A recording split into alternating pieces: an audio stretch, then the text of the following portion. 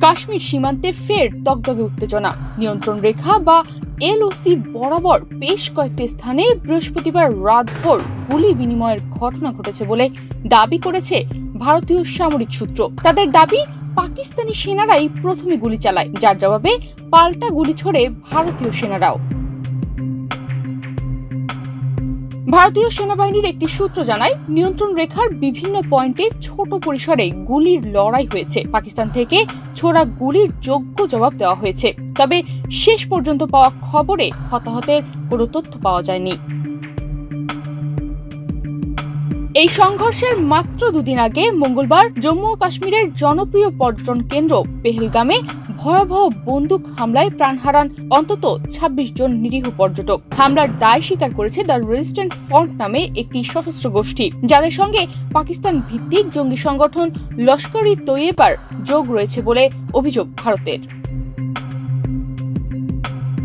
পেহেলগাম হামলার পর দুদেশের কূটনৈতিক সম্পর্কের টানাপোড়েন যেন চরমে পৌঁছেছে। পাকিস্তানের বিরুদ্ধে সন্ত্রাসে মদদ দেওয়ার অভিযোগ তুলে ভারত বুধবার পাকিস্তানি নাগরিকদের ভিসা বাতিল, বাণিজ্যিক যোগাযোগ হ্রাস এবং সিন্ধু পানি চুক্তি স্থগিতের ঘোষণা সহ ৫টি গুরুত্বপূর্ণ পদক্ষেপ গ্রহণ করে। এরপরই ভারতের এসব সিদ্ধান্তের পাল্টা জবাব দিতে দেরি করেনি ইসলামাবাদও। গতকালই তারা পাকিস্তানের সকল ভারতীয়দের ভিসা বাতিল, দ্বিপক্ষীয় বাণিজ্য স্থগিত এবং ভারতের বিমান চলাচলের জন্য পাকিস্তানের আকাশ সীমা বন্ধ করার ঘোষণা দেয়।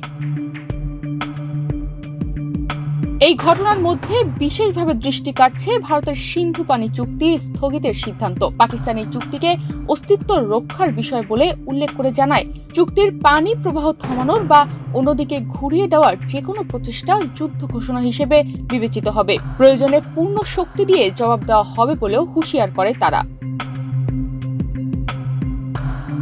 এদিকে এমন উত্তেজনাকর পরিস্থিতির প্রেক্ষাপটে ২৪ এপ্রিল বৃহস্পতিবার ভারতের নৌবাহিনী মিসাইল ধ্বংসের সফল পরীক্ষা চালিয়েছে। মাইক্রো ব্লগিং প্ল্যাটফর্ম এক্সে দেওয়া পোস্টে ভারতীয় নৌবাহিনী জানিয়েছে, তাদের নিজস্ব প্রযুক্তিতে তৈরি যুদ্ধজাহাজ INS সুরাত সমুদ্র পৃষ্ঠে নিচু দিয়ে উড়ে আসা একটি দ্রুতগতির মিসাইল সফলভাবে ধ্বংস করেছে। ভারতের মিসাইল পরীক্ষার পর পাকিস্তান করাচি উপকূলে একটি ভূমি থেকে ভূমিতে নিক্ষেপযোগ্য মিসাইল পরীক্ষা করার প্রস্তুতি নিচ্ছে। এই পদক্ষেপকে ভারতের সামরিক কার্যক্রমের প্রতি প্রতিক্রিয়া হিসেবেই দেখা হচ্ছে।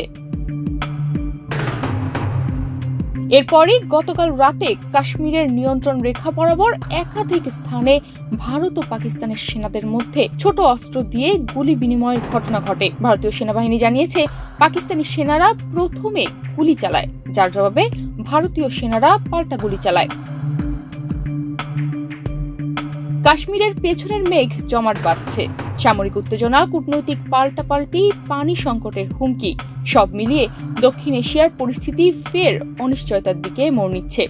সময় বলবে এই উত্তেজনা কূটনীতিতে গলে মিশে যাবে নাকি বড় কোনো সংঘাতের আগুনে পরিণত হবে। তনিমা রহমান, বাংলাদেশ প্রতিদিন।